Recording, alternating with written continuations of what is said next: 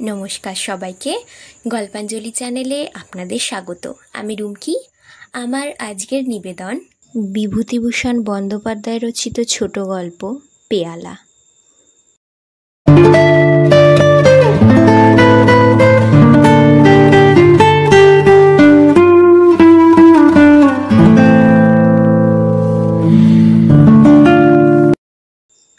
সামান্য জিনিস, আনা তিনেক দামের কলাই করা চায়ের ডিশ পেয়ালা।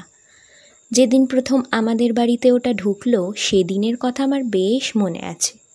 শীতকাল, সকাল সকাল খাওয়া দাওয়া সেরে লেপের মধ্যে যাওয়ার চেষ্টা করছি, এমন সময় কাকার গলার সুর শুনে দালানের দিকে গেলাম। কাকা গিয়েছিলেন দোকান নিয়ে কুলবেড়ের মেলায়। নিশ্চয়ই ভালো বিক্রি সিক্রি হয়েছে। উঠোনে দুখানা গরুর গাড়ি। কৃষাণ হরুমাইতি একটা লেপ তোষকের বান্ডিল নামাচ্ছে। একটা নতুন ধামায় একরাশ সংসারের জিনিস, বেলুন, বেড়ি, খুন্তি, ঝাঁঝরি, হাতা, খান কয়েক নূতন মাদুর, গোটা দুই কাঁঠাল কাঠের নতুন জলচৌকি, এক বোঝা পালন শাকের গোড়া, দুভাঁড় খেজুরে গুড়, আরও সব কী কী। কাকা আমায় দেখে বললেন, নিবু, একটা লণ্ঠন নিয়ে আয়, এটায় তেল নেই। আমি এক দৌড়ে রান্নাঘরের লণ্ঠনটা তুলে নিয়ে এলাম। পিসিমা হাঁ হাঁ করে উঠলেন, কিন্তু তখন কে কথা শোনে। কাকাকে জিজ্ঞেস করলাম, মেলায় এবার লোকজন কেমন হলো কাকা? কাকা বললেন, লোকজন প্রথমটা মন্দ হয়নি, কিন্তু হঠাৎ কলেরা শুরু হয়ে গেল। ওই তো হলো মুশকিল, সব পালাতে লাগলো। বাউড়ের জলে রোজ 5টা-6টা মরা ফেলছিল। পুলিশ এসে বন্ধ করে দিলে। খাবারের যত দোকান ছিল সব উঠিয়ে দিলে। কিছুতেই কিছু হয় না, ক্রমে বেড়ে চলল। শেষে প্রাণ নিয়ে পালিয়ে এলাম। বিক্রি সিক্রি কাঁচকলা, এখন খোরাকি গাড়ি ভাড়া উঠলে বেঁচে যায়। খেতে বসে কাকা মেলার গল্প করছিলেন। বাড়ির সবাই সেখানে বসে। কি করে প্রথমে কলেরা আরম্ভ হলো, কত লোক মারা গেল, এই সব কথা। আহা, শামটা মানপুর থেকে একজন যদু চক্রবর্তী নাকি নাম, একখানা ছইয়ের গাড়ি পুড়ে বাড়ির লোক নিয়ে এসেছে মেলা দেখতে। ছেলে মেয়ে বউ ঝি, সে একেবারে গাড়ি বোঝায়।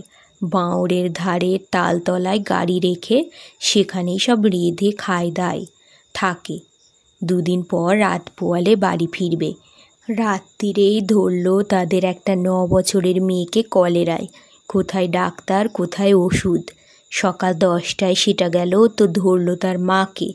রাত 8টায় মা গেল তো ধরল বড় ছেলের বউকে। তখন এদিকেও রোগ জেঁকে উঠেছে, কে কাকে দেখে। তারপর সে যা কাণ্ড, একটা করে মরে আর পাশেই বাউড়ের জলে ফেলে। অর্ধেক গাড়ি খালি হয়ে গেল। ব্রাহ্মণের যা সর্বনাশ ঘটল আমাদের চোখের সামনে। উফ! কাকা ভুসিমালের ব্যবসা করেন। প্রায় 40 মণ সোনামুগ মেলায় বিক্রি করার জন্য নিয়ে গিয়েছিলেন। মণ 12 না 13 কাটাতে পেরেছিলেন। বাকি গরুর গাড়িতে ফিরে আসছে। কাল সকাল নাগাদ পৌঁছবে। গাড়িতে আছে আমাদের আড়তের সরকার হরিবিলাস মান্না। কাকা খেয়ে উঠে বাবার একটু পরেই কাকার ছোট মেয়ে মনু একটা কলাই করা পেয়ালা রান্নাঘরে নিয়ে এসে বললে, এই দেখো জ্যাঠাই মা, বাবা এনেছেন, কাল আমি এতে চা খাবো কিন্তু। হাতে তুলে সকলকে দেখিয়ে বললে, বেশ কেমন না, মেলায় 3 আনা দরে কেনা। এই প্রথম আমি দেখলুম পেয়ালাটা। সে আজ 4 বছরের কথা হবে।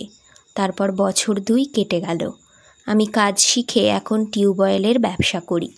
ডিস্ট্রিক্ট বোর্ড, লোকাল বোর্ডের কাজ সংগ্রহ করার জন্য এখানে ওখানে বড় ছোটাছুটি করে বেড়াতে হয়। বাড়িতে বেশিক্ষণ থাকা আজকাল আর বড় ঘটে না। সেদিন সন্ধ্যার গাড়িতে কলকাতা আসব। আমার বিছানাপত্র বেঁধে রান্নাঘরে চায়ের জন্য তাগাদ দিতে গিয়েছি। কানে গেল আমার বড় ভাইজি বলছে, ও পেয়ালাটাতে দিও না পিসিমা, বাবা মারা যাওয়ার পর মাও পেয়ালাটাকে দেখতে পারে না 2 চোখে। আমি বললুম, কোন পেয়ালাটা রে, কি হয়েছে পেয়ালার? আমার ভাইজি পেয়ালা নিয়ে এলো। মনে হলো কাকার কেনা অনেক দিনের সেই পেয়ালাটা। সে বললে, বৌদিদির অসুখের সময় এ পেয়ালাটা করে দুধ খেতেন, তারপর বাবার সময়ও এতে করে ওর মুখে সাবু ঢেলে দেওয়া হতো। মা বলে আমি ওটা দেখতে পারিনি। আমার এই জ্যাঠতুতো ভাইয়ের স্ত্রী কলকাতা থেকে আমাদের এখানে বেড়াতে এসে অসুখে পড়েন এবং তাতেই মারা যান। এর বছর 2 পরে কাকাও মারা যান পৃষ্ঠব্রণ রোগে। কিন্তু এর সঙ্গে পেয়ালাটার সম্পর্ক কি? যত সব মেয়েলি কুসংস্কার। পরের বছর আমার টিউবওয়েলের কাজ খুব জেঁকে উঠল। জেলা বোর্ডের অনেক কাজ এলো আমার হাতে। আমার নাওয়া খাওয়ার সময় নেই। দূর দূরান্তের পাড়া গাঁয়ের নানা স্থানে টিউবওয়েল বসানো ও মিস্ত্রি খাটানোর কাজে মহা ব্যস্ত। বাকি সময়টুকু যাই আর বছরের বিলের টাকা আদায়ের তদ্দিরে। সংসারেও আমাদের নানা গোলযোগ বেঁধে গেল। কাকা যতদিন ছিলেন কেউ কোনো কথাটি বলতে সাহস করেনি সংসারের পুরনো ব্যবস্থাগুলির বিরুদ্ধে। এখন সবাই হয়ে দাঁড়ালো কর্তা, কেউ কাউকে মেনে চলতে চায় না। ঠিক এই সময় আমার ছোট ছেলের ভয়ানক অসুখ হলো। আমার আবার সেই সময় কাজের ভিড় খুব বেশি। জেলা বোর্ডের কাজ শেষ হয়ে গিয়েছে, কিন্তু টাকার তাগিদ করতে হবে ঠিক এই সময়টাতেই, নইলে বিল চাপা পড়তে পারে 6 মাস বা 7 মাসের জন্য। আমি আজ জেলা, কাল মহাকুমা ছুটোছুটি করে বেড়াতে লাগলুম। এ মেম্বার ও মেম্বারকে ধরি, যাতে আমার বিলের পাওনাটা চুকিয়ে দিতে তাঁরা সাহায্য করেন। কাজ মিটিয়ে বাড়ি যখন ফিরলুম তখন এদিকেও কাজ মিটে গিয়েছে। ছেলেটি মারা গিয়েছে। অবশ্যই চিকিৎসার ত্রুটি হয়নি কিছু, এই যা সান্ত্বনা। বছরের শেষে আমি শহরে বাসা করে স্ত্রী ও ছেলে মেয়েদের সেখানে নিয়ে এলাম। বাড়ির ওই সব দুর্ঘটনার পরে সেখানে আমাদের কারোর মন বসে না। তাছাড়া আমার ব্যবসা খুব জেঁকে বসেছে। সর্বদা শহরে না থাকলে কাজের ক্ষতি হয়। টিউবওয়েলের ব্যবসাতে নেমে একটা জিনিস আমার চোখে পড়েছে যে আমাদের দেশের, বিশেষ করে পাড়া গাঁয়ের লোকেদের মতো অলস প্রকৃতির জীব বুঝি পৃথিবীর আর কোথাও নেই। এত অল্পে সন্তুষ্ট মানুষ কি করে হতে পারে সে যাঁরা এদের সঙ্গে পরিচিত নন তাঁদের ধারণাতেও আসবে না। নিশ্চিত মৃত্যুকেও এরা পরম নিশ্চিন্তে বরণ করে নেবে।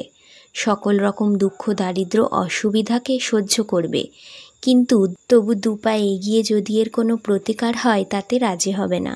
তবে এদের একটা গুণ দেখেছি, কখনো অভিযোগ করে না এরা, দেশের বিরুদ্ধেও না, দৈবের বিরুদ্ধেও না। বাইরে থেকে এদের দেখে যারা বলবেন এরা মরে গিয়েছে, এরা জড় পদার্থ মাত্র, ঘনিষ্ঠভাবে দেখলে কিন্তু তাঁরা মত বদলাতে বাধ্য হবেন। এরা মরেনি, বোধহয় মরবেও না কোনো কালে। এদের জীবনী শক্তি এত অফুরন্ত যে অহরহ মরণের সঙ্গে যুঝে এবং পদে পদে হেরে গিয়েও দমে যায় না এরা, বা ভয় পায় না, প্রতিকার করতে ব্যস্ত হয়ে পড়ে না, সহজভাবেই সব মেনে নেয়, সব ব্যবস্থা। খারাপ বিলের পাট পচানো জল খেয়ে কলেরায় গ্রাম উৎসর্গ হয়ে থাকে, তবু এরা টিউবওয়েলের জন্য একখানা দরখাস্ত কখনো দেবে না বা তদবির করবে না। কে অত ছোটাছুটি করে, কেই বা কষ্ট করে? শুধু একখানা দরখাস্ত করা মাত্র অনেক সময় দরকার বুঝলে জেলা বোর্ড থেকে বিনা খরচায় টিউবওয়েল বসিয়ে দেয়, কিন্তু ততটুকু হাঙ্গামা করতেও এরা রাজি নয়। বাসায় একদিন বিকেলে চা খাওয়ার সময় লক্ষ্য করলুম আমার ছোট মেয়েটি সেই কলাই করা পেয়ালাটা করে চা খাচ্ছে। যদিও সব মানি নে, তবুও আমার কি জানি কি মনের ভাব হলো। চা খাওয়াটাও শেষ হয়ে গেল, পেয়ালাটা চুপি চুপি বাইরে নিয়ে গিয়ে টান মেরে ছুঁড়ে ফেলে দিলুম পাঁচিলের ওধারের জঙ্গলের মধ্যে। কাকার বড় মেয়েটির বিয়ে হয়ে গিয়েছিল, ছোট মেয়েটির বয়স 10 বছর, খুব বুদ্ধিমতী। শহরের মেয়ে স্কুলে লেখাপড়া শেখাবো বলে ওকে বাসায় এনে রেখেছিলুম, স্কুলেও ভর্তি করে দিয়েছিলুম। মাস 5-6 কাটল, বৈশাখ মাস। এই সময়েই আমার টিউবওয়েলের কাজের ধুম। 8-10 দিন একাদিক্রমে বাইরে কাটিয়ে বাসায় ফিরি, কিন্তু তখনই আবার অন্য একটা কাজে বেরিয়ে যেতে হয়। এতে পয়সা রোজগার হয় বটে, কিন্তু স্বস্তি পাওয়া যায় না। স্ত্রীর হাতের সেবা পাইনি, ছেলে মেয়েদের সঙ্গ পাইনি। শুধু টোটো করে দূর দূরান্তর চাষা গাঁ ঘুরে ঘুরে বেড়ানো, শুধুই এস্টিমেট কষা, মিস্ত্রি খাটানো। মানুষ চায় দুদণ্ড আরামে থাকতে, আপনার লোকেদের কাছে বসে তুচ্ছ বিষয়ে গল্প করতে, নিজের সাজানো ঘরটিতে খানিকক্ষণ করে কাটাতে। হয়তো একটু বসে ভাবতে, হয়তো ছেলে মেয়েদের সঙ্গে একটু ছেলেমানুষি করতে। শুষ্ক টাকা রোজগারে এসব অভাব তো পূর্ণ হয় না। হঠাৎ চিঠি পেয়ে বাসায় ফিরলুম। কাকার ছোট মেয়েটির খুব অসুখ। আমি পৌঁছালাম দুপুরে। একটু পরে রোগীর ঘরে ঢুকে আমি থমকে দাঁড়িয়ে গেলুম। আমার পিসিমা সেই কলাই করা পেয়ালাটাতে রোগীকে সাবু না বার্লি খাওয়াচ্ছেন। আমি আমার মেয়েকে আড়ালে ডেকে জিজ্ঞেস করলুম, ও পেয়ালাটা কোথা থেকে এলো রে? খুকি বললে, ওটা কুকুরে না কিসে বনের মধ্যে নিয়ে ফেলেছিল বাবা, মনুদি দেখতে পেয়ে নিয়ে এসেছে। সে তো অনেক দিনের কথা। পাঁচিলের বাইরে ওই যে বন, ওইখানে টেনে নিয়ে গিয়েছিল। আমি বিস্মিত সুরে জিজ্ঞেস করলুম, মনু নিয়ে এসেছিল? ঠিক জানিস তুই? খুকি অবাক হয়ে আমার মুখের দিকে চেয়ে বললে, হ্যাঁ বাবা, আমি খুব জানি। তুমি না হয় মাকে জিজ্ঞেস করো। আমাদের সেই যে ছোকরা চাকরটাকে কুকুরে কামড়েছিল না, ওই দিন সকালে মনুদি পেয়ালাটা কুড়িয়ে আনে। ওই পেয়ালাটাতে তাকে কিসের শেকড়ের পাঁচন খাওয়ানো হলো আমার মনে নেই। আমি চমকে উঠলুম। বললুম, কাকে রে? রামলগনকে? হ্যাঁ বাবা, সেই যে তারপর এখান থেকে চলে গেল দেশে, সেই ছেলেটা। আমার সারা গা ঝিমঝিম করছিল। রামলগনকে কুকুরে কামড়ানোর পর দেশে চলে গিয়েছিল, কিন্তু সেখানে সে যে মারা গিয়েছে এ খবর আমি কাউকে বলিনি। বিশেষ করে গৃহিণী তাকে খুব ভালোবাসতেন বলেই সংবাদটা আর বাসায় জানায়নি। আমাদের টিউবওয়েলের মিস্ত্রি শিবশরণের শালির ছেলে সেই খবরটা মাসখানেক আগে আমায় দেয়।